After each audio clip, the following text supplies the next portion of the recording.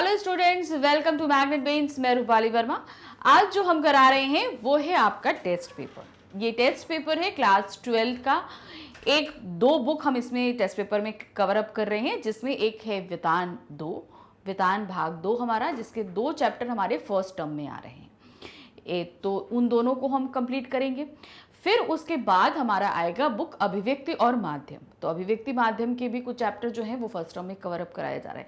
तो इन सब को हम यहाँ पर आज इसका एक क्विक रिवीजन लेंगे। इन सभी चैप्टर्स के एमसीक्यूज हम पहले भी बना के अपलोड कर चुके हैं, उन्हें भी आप देख सकते हैं। और ये हमारा रिवीजन एक टेस्ट पेपर है, इसको बहुत ध्यान से देखिएगा ताकि इससे आपका एक रिवीजन हो जाएगा। तो चलिए स्टार्ट करते हैं। याद रखिए क्या है, दोबारा रिपीट कर रही हूँ, क्लास 12 की बुक है वितान भाग 2 और अभिव्यक्ति और माध्यम। ये दोनों ही बुक के हमारे फर्स्ट टर्म के सिलेबस का ये एक टेस्ट पेपर है। स्टार्ट करते हैं। सबसे पहले हमारे पास में जो है वो है हमारा क्वेश्चन नंबर 1 और चैप्टर है हमारा सिल्वर वेडिंग, बुक है वितान। तो यहां पर क्या दिया है, कहानी सिल्वर वेडिंग में किशन दा की मृत्यु के संदर्भ में जो हुआ होगा से कहानीकार का क्या तात्पर्य है। कहानीकार ने उसने जब किशन दा की मृत्यु हुई तो उसमें जो हुआ होगा सो, तो इससे बताना क्या चाहते हैं कहानीकार, क्या कहना चाहते हैं, उनका मतलब क्या है। लेखक मृत्यु से बहुत दुखी हैं, लेखक को मृत्यु का कारण पता है, लेखक मृत्यु के कारण से अपरिचित हैं, लेखक को मृत्यु से कोई अंतर नहीं पड़ता। तो जो हुआ होगा सो का तात्पर्य है कि वो लेखक जो है वो मृत्यु के कारण से अपरिचित हैं, उनको नहीं पता कि क्या हुआ होगा, तो इसलिए वो उससे अपरिचित हैं, इसलिए उन्होंने इस शब्द का इस्तेमाल किया है। अब है हमारे पास क्वेश्चन नंबर 2। क्वेश्चन नंबर 2 में क्या दिया गया है, यशोधर बाबू का विवाह कब हुआ था। अब ये इनकी सिल्वर वेडिंग, यशोधर बाबू की सिल्वर वेडिंग के बारे में ये हमारे पूरा उसी दिन ये कहानी लिखी गई। अब उसी के हिसाब से अंदाजा लगाया जा रहा है कि उनका विवाह हुआ कब होगा। तो कब है, 6 फरवरी 1947, 6 फरवरी 1946, 5 फरवरी 1947 या 6 फरवरी 1945। तो उनका विवाह हुआ था 6 फरवरी 1947 को, जिसकी सिल्वर वेडिंग पे ये पूरी कहानी हमारी लिखी गई है। क्वेश्चन नंबर है 3 क्या है, यशोधर बाबू बच्चों की तरक्की से खुश होते हुए समहाउ इम्प्रॉपर क्या अनुभव करते थे। वो बच्चों से की तरक्की से खुश तो थे, लेकिन कहीं ना कहीं कोई चीज इनप्रॉपर थी। तो वो ऐसा क्यों महसूस कर रहे थे। समहाउ इनप्रॉपर मतलब कहीं तरक्की कर रहे हैं, सब कुछ अच्छा है, वो खुश भी हैं, लेकिन कहीं ना कहीं कोई चीज ऐसी है जो सही नहीं है। तो वो क्या चीजें हैं, क्यों ऐसा महसूस कर रहे थे। वह खुशहाली भी कैसी जो अपनों को परायापन पैदा करे, मतलब सब खुश थे लेकिन तब भी सबके बीच में वो नजदीकियां नहीं थी, रिश्तों की जो गर्माहट थी वो नहीं थी। बच्चे अपने द्वारा गरीब रिश्तेदारों की उपेक्षा उन्हें नहीं जचती थी। अब बच्चे ज्यादा कमाने लगे थे तो जो गरीब रिश्तेदार थे तो उनकी उपेक्षा बच्चे करने लगे थे, जो उनको अच्छी नहीं लगती थी। साधारण पुत्र को असाधारण वेतन देने वाली नौकरी समझ नहीं आ रही थी। बड़े बेटे को ज्यादा पैसा मिल रहा था एक साधारण सी नौकरी में, तो ये चीज उनको समझ में नहीं आ रही थी। तो ये सारे ही कारण उनको समहाउ इनप्रॉपर की तरफ लेके जा रहे थे। तो यहाँ पे क्या होगा, उपयुक्त सभी ये कारण थे जो खुशहाल तो थे लेकिन कहीं ना कहीं जो इनप्रॉपर सा उनको महसूस कराते थे। क्वेश्चन नंबर 4 है, आप सिल्वर वेडिंग कहानी की मूल संवेदना किसे कहेंगे। जो सिल्वर वेडिंग कहानी है इसकी मूल संवेदना क्या है।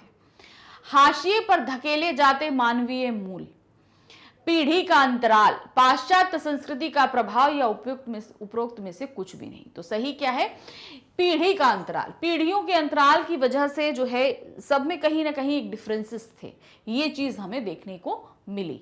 यशोधर बाबू और उनके बच्चों में ये सब चीजें हमें तब देखने को मिल रही हैं। क्वेश्चन नंबर 5 है, दफ्तर से आते समय यशोधर बाबू प्रतिदिन कहां जाते थे। वो रोज डेली कहां जाते थे जब वो दफ्तर से घर की तरफ लौटते थे। पार्क, श्याम मंदिर, बिरला मंदिर या विद्यालय। तो वो कहां जाया करते थे, बिरला मंदिर जाया करते थे। क्वेश्चन नंबर है 6 में है, जनार्दन शब्द सुनकर यशोधर पंत को किसकी याद आई थी। जब उन्हें जनार्दन शब्द सुनाई दिया तो उन्हें किसकी याद आई थी। किशन दा की, भूषण की, अपने बहनोई जनार्दन जोशी की या चड्ढा की। तो उन्हें याद आई थी अपने बहनोई जनार्दन जोशी कि जो बीमार थे जिनको देखने के लिए वो जाना चाहते थे। क्वेश्चन नंबर है 7 में क्या दिया गया है? मां की मृत्यु के पश्चात यशोधर पंत किसके पास रहते? जब यशोधर पंत बहुत छोटे थे तभी उनकी मां की मृत्यु हो गई थी, तो उसके बाद वो कहां पर रहने चले गए थे? चाची के यहाँ, बुआ के यहाँ, भाभी के यहाँ या दादी के यहाँ? तो वो रहने कहाँ गए थे?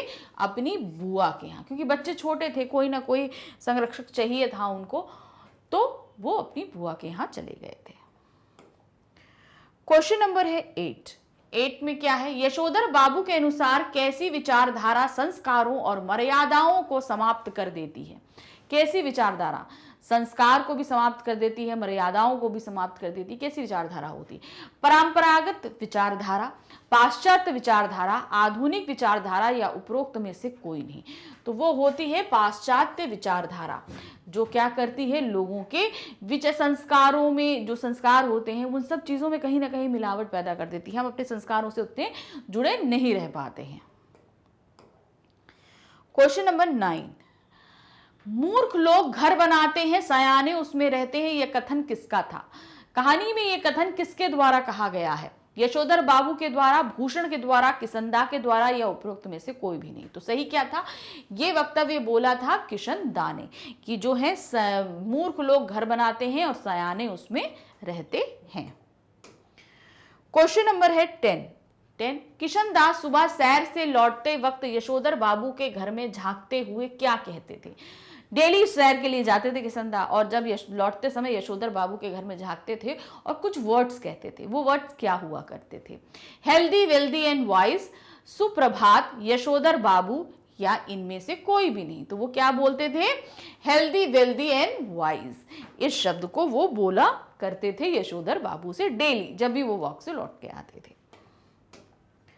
क्वेश्चन नंबर है 11, जूझ साहित्य की किस विधा में लिखा गया है? अब हमारा नेक्स्ट चैप्टर नंबर 2 जूझ शुरू हो रहा है यहाँ से। अब जूझ जो कहानी है वो किस विधा में लिखी है? हम सभी को पता है कि हर कहानी अपनी अलग अलग विधा में, कोई कहानी होता है, कोई निबंध होता है, कोई संस्मरण होता है, कोई एकांकी होता है, कोई ना कोई विधा में लिखा जाता है।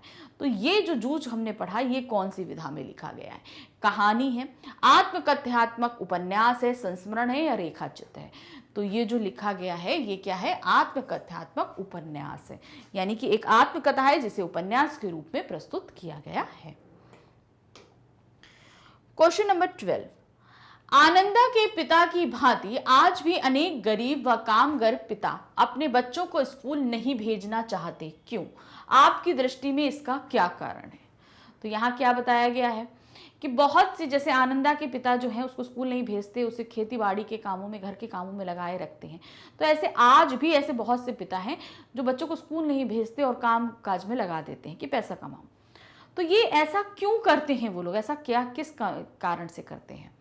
अशिक्षित होने के कारण, वो खुद से शिक्षा नहीं पा सके इसलिए वो ऐसा करते हैं।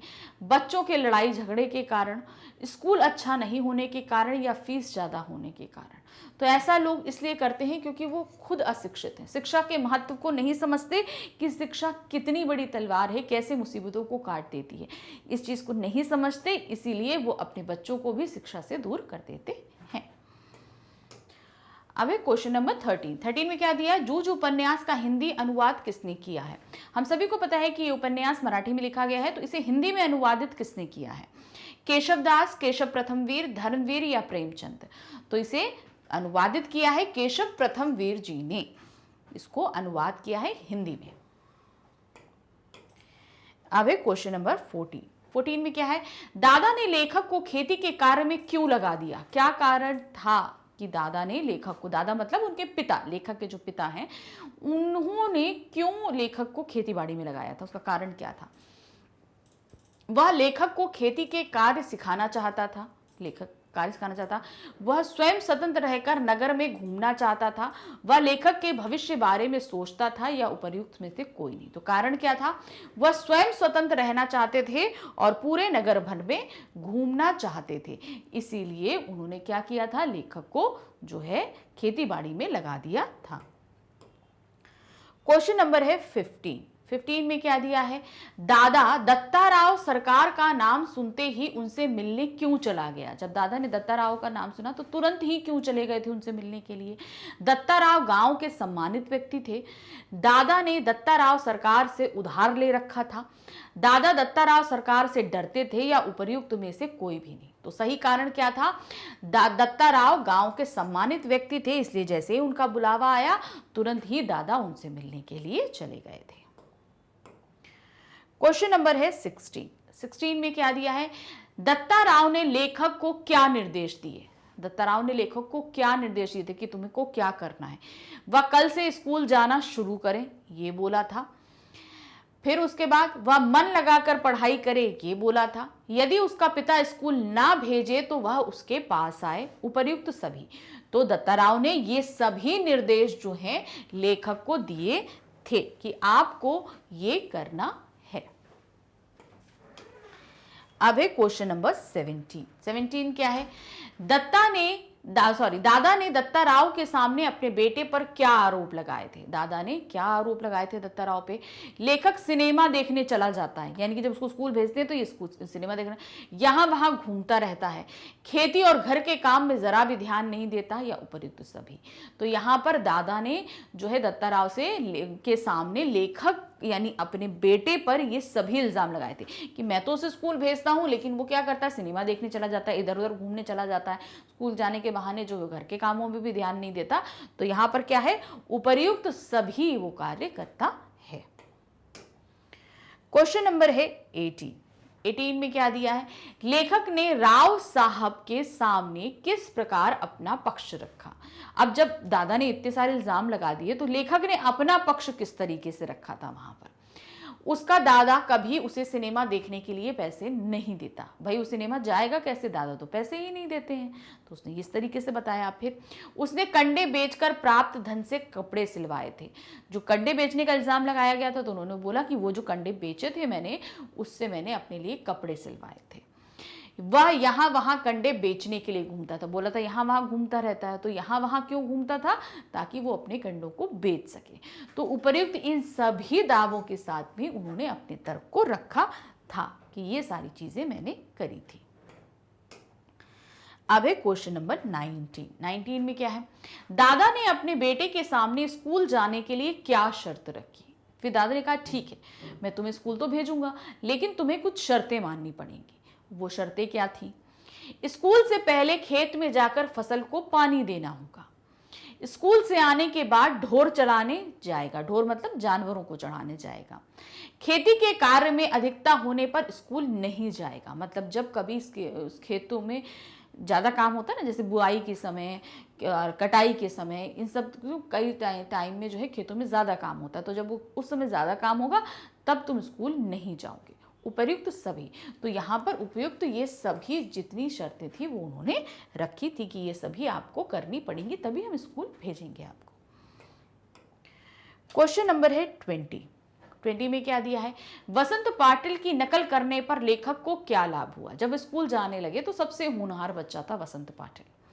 जब वो वसंत पाटिल की नकल करने लगे, नकल करने का तात्पर्य यहाँ था कि उसके साथ रहने पड़े, उसके साथ अपना समय बिताने लगे, तो उससे उनको फायदा क्या हुआ, वह गणित में होशियार हो गए, मतलब गणित जो उनकी कम थी वो ज़्यादा अच्छी हो गई। वह भी मॉनिटर जैसा सम्मान पाने लगे, वसंत पाटिल मॉनिटर था तो जब अच्छा काम करने लगे तो मॉनिटर जैसा सम्मान उनको मिलने लगा। अध्यापक उन्हें शाबाशी देने लगे, जब वो अच्छा करने लगे तो अध्यापक भी उन्हें भाई बहुत अच्छा, गुड बॉय ऐसे बोलने लगे। उपर्युक्त सभी, तो वसंत पाटिल की नकल करने से लेखक को उपर्युक्त सभी लाभ हुए थे। क्वेश्चन नंबर है 21 में क्या है, लेखक को अकेलेपन में आनंद क्यों आने लगा था। अब वो अकेले रहते थे तो उन्हें आनंद क्यों आने लगा था। वह खुलकर गा सकते थे इसलिए आनंद आ रहा था, वह कविताएं रच सकते थे, वह कविता गाकर उसका अभिनय कर सकते थे, जो कविताएं वो गा रहे थे उसका अभिनय भी कर सकते, या उपर्युक्त सभी। तो यहाँ पर क्या था, उपर्युक्त सभी सही हैं कि भाई खुलकर गा भी सकते थे, कविताएं भी रच सकते थे और खुलकर गा भी सकते थे, सभी कुछ वो कर सकते थे, अभिनय भी कर लेते थे, एक्टिंग मतलब गाते गाते जो एक्टिंग होती है वो भी वो कर लेते थे। अब हमारे पास में जो शुरू हो रहा है वो क्या है, आपका अभिव्यक्ति और माध्यम। बुक से क्वेश्चन आंसर शुरू हो रहे हैं। तो पहला क्वेश्चन हमारे सामने क्या दिया, किसी समाचार संगठन में काम करने वाला नियमित भोगी वेतन भोगी कर्मचारी क्या कहलाता है? उसको क्या बोलते हैं? पूर्णकालिक पत्रकार, अंशकालिक पत्रकार, फ्रीलांसर या वेतन भोगी? तो वो कहलाता है पूर्णकालिक पत्रकार। ये देखिए पूर्णकालिक पत्रकार कहलाता है। अब है हमारे पास क्वेश्चन नंबर 23 में क्या है, छापे खाने का आविष्कार किसने किया? जहां पर छपाई होती है जिसको हम प्रिंटिंग प्रेस बोलते हैं, इसका आविष्कार किया किसने? लुइस हैमिल्टन, जॉन गुटेनबर्ग या जेम्स चैडविक या मेट लीफ? तो किसने किया था इसका आविष्कार? जॉन गुटेनबर्ग ने ये छापे खाने का आविष्कार किया था। क्वेश्चन नंबर है 24 में क्या है, भारत में इंटरनेट पत्रकारिता का प्रारंभ कब हुआ? भाई पहले तो पत्रकारिता चली रही थी, मगर इंटरनेट के थ्रू पत्रकारिता यानी कि न्यूज़पेपर इंटरनेट पे भी कब से आना शुरू हुए?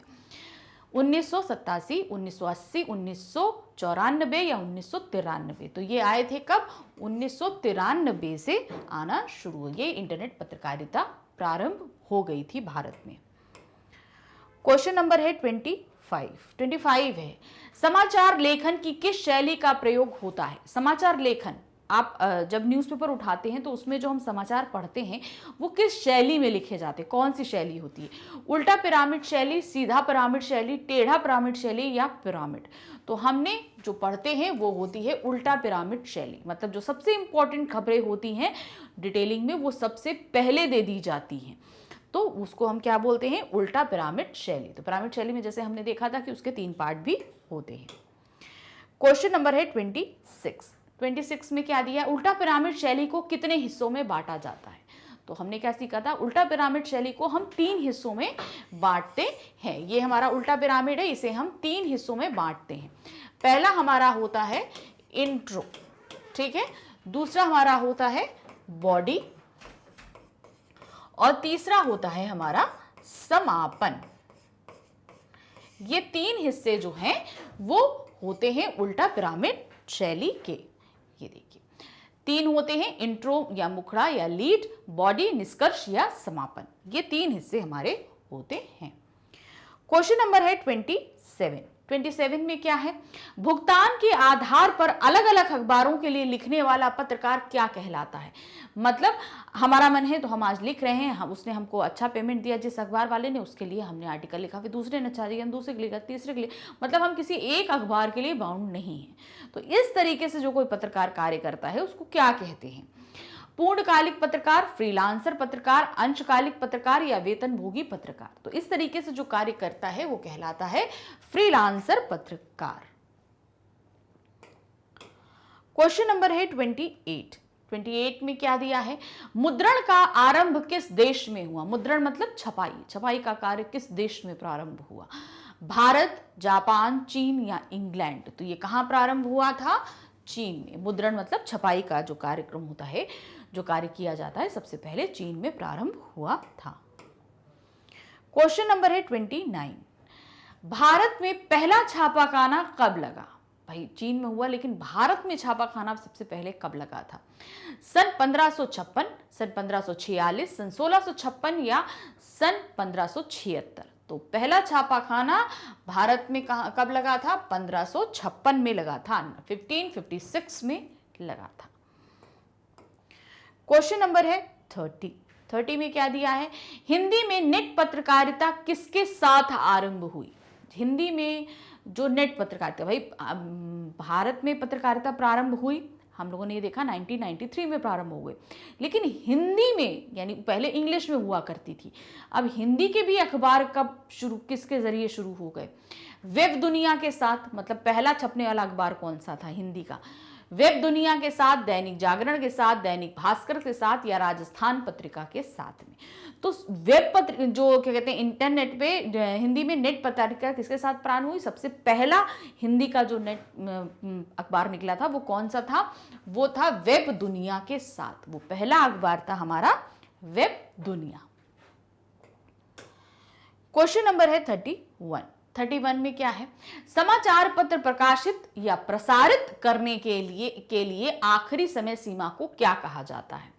यानी कि हम भाई पूरा दिन पत्रकार या संवाददाता खबरें एकत्र करते हैं।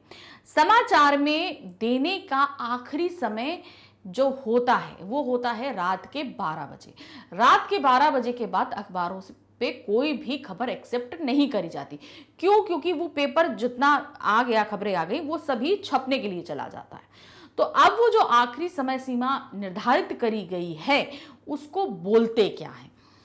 Blue line, black line, red line या डेड लाइन? तो वो बोली जाती है क्या? डेडलाइन। यानी कि रात के 12 बजे की वो डेडलाइन होती है कि 12 बजे तक आपको जो खबरें देनी है दे दीजिए, इसके बाद अखबार छपने के लिए चला जाएगा। क्वेश्चन नंबर है 32। 32 में क्या है? रेडियो की खोज किसने की? रेडियो की खोज किसने करी थी? Graham Bell, G Marconi, Gutenberg, Thomas Alva Edison. तो किसने करी थी रेडियो की खोज? जी मार्कोनी के द्वारा हुई थी। अब है क्वेश्चन नंबर 33। 33 में क्या है? भारत में टेलीविजन की शुरुआत कब हुई? टेलीविजन की शुरुआत कब हुई? 15 अगस्त 1947, 15 सितंबर 1959, 15 अक्टूबर 1969, 15 सितंबर 1936। तो ये कब हुआ था? 15 सितंबर 1959 को जो है भारत में टेलीविजन की शुरुआत हुई, 15 सितंबर 1959 में। क्वेश्चन नंबर है 34। 34 में क्या है? भारत में टीवी की शुरुआत कब हुई? यानी कि शुरुआत क्यों हुई थी? क्या कारण था? क्या में टीवी की शुरुआत हुई थी? क्यों शुरुआत हुई थी? मनोरंजन के लिए, फिल्म प्रदर्शन के लिए, शैक्षिक परियोजना के लिए, धारावाहिक दिखाने के लिए। तो टीवी की शुरुआत किस लिए हुई थी? शैक्षिक परियोजना यानी शिक्षा से रिलेटेड जो कार्यक्रम होते हैं उनको दिखाने के लिए ही टीवी की शुरुआत हुई थी। क्वेश्चन नंबर है 35। 35 है, ड्राई एंकर का क्या आश्रय है? जो ड्राई एंकर शब्द इस्तेमाल किया जाता है इसका मतलब क्या होता है? इससे क्या कहना चाहते हैं कि ये कौन होता है? जब एंकर के पास कोई खबर नहीं होती, जब उसके पास कोई खबर नहीं होती तो उसे ड्राई एंकर बोल देते हैं। जब एंकर अपने संवाददाता से नहीं जुड़ पाता है, यानी कि जब वो अपने संवाददाता से नहीं जुड़ पाता है तब, यानी जैसे हम स्टूडियो में बैठे हैं और जो हमारा संवाददाता फील्ड में है उससे हम नहीं जुड़ पाते, तब वो ड्राई एंकर की सिचुएशन हो जाती है। तब जब एंकर संवाददाता से प्राप्त जानकारी को सीधे सीधे बताता है। एंकर यानी कि जब हम स्टूडियो में बैठे हैं और हमारे संवाददाता जो हमको खबरें दे रहा है वो हम सीधे सीधे दर्शकों तक पहुंचा दें, मतलब उसमें कोई काट छांट नहीं, कोई बनावट नहीं, कुछ नहीं, उसे हम डायरेक्ट पहुंचा दें। तो जब एंकर संवाददाता से फोन पे बात करता है, जब वो फोन पे बात कर रहा हो तब। तो सही क्या है? ड्राई एंकर से मतलब होता है जब एंकर संवाददाता से प्राप्त जानकारी को सीधे सीधे बताता है, मतलब जो उसने वर्डिंग बोली वही वर्डिंग वो आप तक पहुंचा दे। क्वेश्चन नंबर है 36। 36 में क्या है? भारत में मिशनरियों ने किस उद्देश्य से छापाखाने की शुरुआत करी थी? तो छापाखाने की शुरुआत 1556 में जब हुई थी तो वो मिशनरियों ने करी थी, लेकिन वो किस उद्देश्य से करी थी? वो क्या करना चाह रहे थे इस छापेखाने के जरिए? धर्म प्रचार की पुस्तकें छापने के लिए, राजाओं की सहायता करने के लिए, भारतीयों को शिक्षित करने के लिए, अपने समुदाय को अधिक ज्ञानी एवं योग्य बनाने के लिए। तो मिशनरियों ने ये छापेखाने की शुरुआत करी, वो किस लिए करी थी? धर्म प्रचार की पुस्तकें, यानी कि अपने धर्म का प्रचार करने के लिए उन्होंने पुस्तकें छापने के लिए जो है छापाखाने की स्थापना करी थी। Question number 37। समाचार पत्र का संपादन करने वाले को क्या कहते हैं? जो समाचार पत्र का संपादन करता है उसको बोलते क्या है? प्रकाशक, संवाददाता, फीचर लेखक या संपादक? तो वो क्या कहलाता है?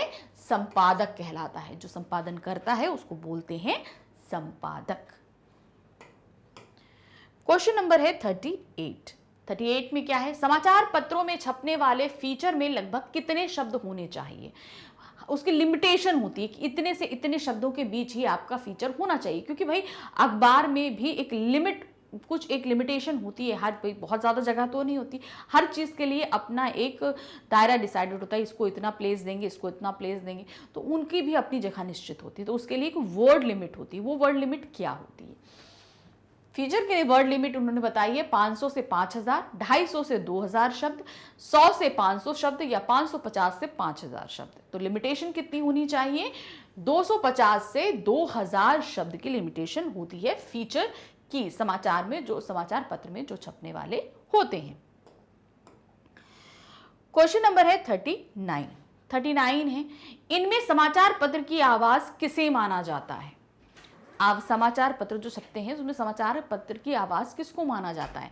फीचर, संपादक के नाम पत्र, संपादकीय या स्तंभ लेखन। तो ये माने जाते हैं संपादकीय, जो होते हैं संपादकीय जो छपते हैं उनको बोला जाता है समाचार पत्र की आवाज। संपादकीय पृष्ठ जो छपता है ना, उसी को बोलते हैं, जो छपता है संपादक, पूरा पृष्ठ होता है जिसके अंदर समाचार पत्र लेखक होता है, लेख होता है संपादक का, समाचार संपादक के नाम पत्र होते हैं, और भी कई चीज़ें होती हैं जिसमें सिर्फ अखबार की ही चीज़ें प्रकाशित होती हैं, तो वो कहलाता है संपादकीय पृष्ठ। क्वेश्चन नंबर है 40 में क्या है? समाचार लेखन के कितने ककार आवश्यक हैं? कितने ककार आवश्यक हैं, यानी समाचार लेखन में कितने ककार होने चाहिए? अब ककार का मतलब क्या होता है? 6 क्वेश्चंस होते हैं जो का से ही शुरू होते हैं, इसलिए उनको ककार बोलते हैं। तो वो कितने ककार होते हैं? 4, 3, 5 या 6? तो ये ककार कितने होते हैं हमारे? 6 ककार होते हैं। क्या, कौन, कहां, कब, क्यों, कैसे, यानी कि कोई भी घटना हो रही है तो वो घटना क्या है, उसको, उसके अंदर कौन है, वो कहां घटी, वो कब घटी, क्यों घटी, कैसे घटी। तो ये होते हैं वो 6 ककार जो किसी भी समाचार लेखन के लिए आवश्यक होते हैं। क्वेश्चन नंबर है 41, इंट्रो में कितने ककारों को आधार बनाकर खबर लिखी जानी चाहिए? अब जब समाचार लेखन होता है तो हमने ये जान लिया कि उल्टा पिरामिड शैली में लिखते हैं। उल्टा पिरामिड शैली 3 पार्टों में बटी होती है, इंट्रो, बॉडी और समापन। जो इंट्रो होता है यानी कि फर्स्ट पार्ट होता है, उसमें हम कितने ककार, यानी कि उसमें हम कितने क्वेश्चंस को लेते हैं। तो वो क्वेश्चन कितने होते हैं? 3 या 4, 1 या 2, 2 या 3, 4 या 5। तो हम जो पहला हमारा इंट्रो होता है उसमें 3 या 4 ककारों को हम ले लेते हैं।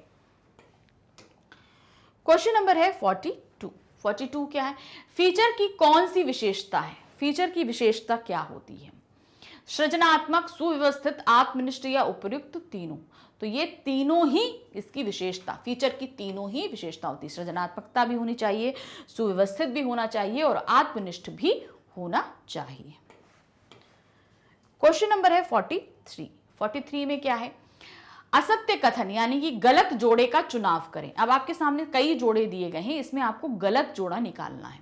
अंशकालिक पत्रकार को स्ट्रिंगर कहते हैं, फ्रीलांसर को स्वतंत्र पत्रकार कहते हैं, पूर्णकालिक को स्ट्रिंगर कहते हैं या पूर्णकालिक को नियमित वेतनभोगी कहते हैं। तो इसमें जो गलत है जोड़ा वो है पूर्णकालिक स्ट्रिंगर, क्योंकि अंशकालिक पत्रकार को स्ट्रिंगर कहते हैं, फ्रीलांसर को स्वतंत्र बोलते हैं, पूर्णकालिक को नियमित वेतनभोगी पत्रकार बोला जाता है। क्वेश्चन नंबर है 44 है, निम्न में से कौन विशेष रिपोर्ट लेखन के अंतर्गत नहीं आता? विशेष रिपोर्ट लेखन कई तरीके की होती है, तो अब इसमें कुछ हमारे सामने है जिसमें हमारी जो विशेष लेखन के अंतर्गत नहीं आती है। In depth report, investigative report, संश्लेषणात्मक रिपोर्ट और विवरणात्मक रिपोर्ट। तो जो नहीं आती है वो है संश्लेषणात्मक रिपोर्ट। ये विशेष लेखन रिपोर्ट के अंतर्गत ऐसी रिपोर्ट्स नहीं आती हैं। अब क्वेश्चन नंबर 45 में क्या है? किसी समाचार पत्र में संपादकीय पृष्ठ के सामने प्रकाशित होने वाला वह पन्ना जिसमें विश्लेषण, फीचर, स्तंभ, साक्षात्कार, विचारपूर्ण टिप्पणियां प्रकाशित की जाती हैं क्या कहलाता है? अब इसमें क्या है, जो संपादकीय पृष्ठ से अपोजिट, संपादकीय पृष्ठ तो मेन होता है, उसके अपोजिट जो होता है, जिस पेपर में क्या क्या छपता है उसमें हमारा होता है विश्लेषण होता है, आपका फीचर होते हैं, स्तंभ होते हैं, साक्षात्कार यानी इंटरव्यू होते हैं, विचारपूर्ण टिप्पणियां होती हैं आपकी, ये सभी। तो उस पेज को क्या बोला जाता है? विचार मंच, पेज 3, डेस्क या ऑप एड। तो वो पृष्ठ हमारा क्या कहलाता है? ऑप एड पृष्ठ कहलाता है, ऑप एड उसको बोलते हैं। अब है क्वेश्चन नंबर 46 में क्या है? माना जाता है कि पत्रकारिता क्या? जल्दी में लिखा गया इतिहास है, जल्दी में लिखा गया समाचार है, जल्दी में लिखा गया घटनाओं का विवरण है, जल्दी में एकत्र किए गई इधर उधर की बातें हैं। तो क्या माना जाता है? माना जाता है कि पत्रकारिता जल्दी में लिखा गया इतिहास है, क्योंकि भाई जैसी कोई घटना घटी उसे तुरंत के तुरंत समराइज करना है और उसको जो है अखबार में छप देना है, और जब एक बार छप गया तब तो वो इतिहास बन गया। क्योंकि आप कभी का भी पेपर अगर चाहेंगे तो आपको बहुत ही इजीली वो अवेलेबल हो जाएगा। लाइब्रेरीज में होता है, आपके समाचार जो एजेंसीज होती हैं वहां पे भी आपको, जब से वो समाचार छपना शुरू हुआ है तब से हर दिन का जो अखबार छपता है वो उनके यहाँ जो है रखा रहता है। क्यों? क्योंकि वो एक इतिहास बन जाता है, जिस समय भी आप चाहोगे वहां उस समय को उसका आप पढ़कर लेकर पढ़ सकते हो। तो इसलिए क्या कहा जाता है कि पत्रकारिता जल्दी में लिखा गया इतिहास है। क्वेश्चन नंबर है 47। 47 में क्या है? समाचार के मुखड़े यानी इंट्रो में आमतौर पर कौन से ककारों का प्रयोग किया जाता है? तो अभी हमने बोला था 3 या 4 जो हैं ककार ले लिए जाते हैं इंट्रो में। अब ये 3-4 ककार होते कौन से हैं जो लिए जाते हैं? कैसे, कौन, कब और कहां लिया जाता है? क्या, कौन, कब और कहां? क्या, कौन, कब और किसके? किसके लिए, क्यों, कब और कहां लिया जाता है? तो जो हम इंट्रो में जो 3 से 4 लेते हैं ककार, वो होते हैं क्या, कौन और कब, कहां। मतलब क्या घटना है, कौन उस घटना में शामिल है, कब घटी और कहां घटी। ये 4 ककार जो हैं हम मोस्टली इंट्रो में लेते हैं। क्वेश्चन नंबर है 48। 48 में क्या है? समाचार की बॉडी लिखते समय किन ककारों का प्रयोग किया जाता है? हमने 4 ककार ले लिए, किसमें? इंट्रो में ले लिए। अब हमारे टोटल 6 थे, 2 ककार बचे। अब 2 ककार हम कहां इस्तेमाल कर रहे हैं? बॉडी में इस्तेमाल कर रहे हैं। अब वो 2 ककार कौन से हैं? कैसे और क्यों, कब और कहां, क्या और कैसे, क्या और क्यों। तो जो बचे हैं वो कौन से हैं? कैसे और क्यों। ये हम किस में लेते हैं? अपने बॉडी में। बॉडी यानी कि जो मिडल पार्ट हमारा होता है हम उसमें इसको लेते हैं। क्वेश्चन नंबर है 49। 49 है, जिस रिपोर्ट में मौलिक शोध और छानबीन के जरिए अनुपलब्ध तथ्यों को सार्वजनिक करता है और भ्रष्टाचार, अनियमितताओं और गड़बड़ियों को उजागर किया जाता है, उसे क्या कहते हैं? छानबीन के जरिए जो गड़बड़ियां हैं उसे जब उजागर किया जाता है तो ऐसी पत्रकारिता को क्या कहा जाता है? खोजी रिपोर्ट, इन डेप्थ रिपोर्ट, विश्लेषणात्मक रिपोर्ट या विचारात्मक रिपोर्ट। तो ऐसी रिपोर्ट्स कहलाती हैं खोजी रिपोर्ट, क्योंकि इनमें खोजबीन करके, छानबीन करके गड़बड़ियों को सार्वजनिक किया जाता है, इसलिए इसको बोलते हैं खोजी रिपोर्ट। क्वेश्चन नंबर है 50। 50 में क्या है? विश्लेषणात्मक रिपोर्ट में, जो विश्लेषणात्मक रिपोर्ट होती है उसमें क्या होता है? सार्वजनिक तौर पर उपलब्ध तथ्यों की छानबीन की जाती है और संबंधित घटना, मुद्दे से जुड़े महत्वपूर्ण पहलुओं को सामने लाया जाता है। मौलिक शोध और छानबीन के जरिए अनुपलब्ध तथ्यों को सार्वजनिक करता है और भ्रष्टाचार, अनियमितताओं और गड़बड़ियों को उजागर किया जाता है। तीसरा, किसी घटना या मुद्दे से जुड़े तथ्यों का विश्लेषण या व्याख्या की जाती है। उपरोक्त में से कोई नहीं। तो विश्लेषणात्मक रिपोर्ट क्या होती है? किसी घटना या मुद्दे से जुड़े तथ्यों का विश्लेषण या व्याख्या करना ही क्या कहलाता है? विश्लेषणात्मक रिपोर्ट कहलाता है। तो इस तरीके से हमने अपने जो है 2 बुक्स यानी कि वितान भाग 2 और अभिव्यक्ति और माध्यम के जो फर्स्ट टर्म में चैप्टर आ रहे हैं उनके एक क्विक रिवीजन हमने आपका यहाँ पर करा दिया ताकि आप फटाफट उसको रिवाइज कर सकें। लेकिन इसके एमसीक्यूज हम पहले भी बना चुके हैं, हर चैप्टर वाइज बने हैं, तो उनको भी आप ज़रूर देखिएगा। इसके अलावा इन चैप्टर्स की पूरा विश्लेषण व्याख्याएं जो हैं वो भी हमने कराई हैं, तो वो आपको कहाँ मिलेंगी? उसके लिए आपको आना होगा हमारे चैनल magnetspain.com पे। जब आप यहाँ पर आएंगे तो आप अपनी क्लास सेलेक्ट करेंगे, क्लास 12th सेलेक्ट करते ही आपके सामने जो है 12th में पढ़ाए जाने वाले सभी सब्जेक्ट्स आ जाएंगे। तो अब ये आपको कहाँ मिलेगा? वितान में और अभिव्यक्ति और माध्यम में। तो ये है हमारी बुक वितान और आपका इसके बाद मिलेगा हमारा अभिव्यक्ति और माध्यम में। ये दोनों बुक्स हैं। आपको जो भी बुक देखनी है उसमें आप वॉच नाउ पे क्लिक करेंगे। क्लिक करते ही आपके सामने पूरी प्लेलिस्ट होगी सभी चैप्टर्स की। तो जो भी चैप्टर में आपको डाउट हो रहा है उसको आप क्लिक करेंगे, उसमें समरी भी है, एनसीईआरटी सॉल्यूशंस भी हैं, आप उनको क्लिक करिए, देखिए। जैसे ही आप क्लिक करेंगे आपका वीडियो स्टार्ट होगा, वीडियो देखिए और साथ ही अपने सभी डाउट्स को क्लियर कीजिए। लेकिन हमारे चैनल को लाइक, सब्सक्राइब और शेयर करना बिल्कुल नहीं भूलिएगा। Thank you for watching, bye bye.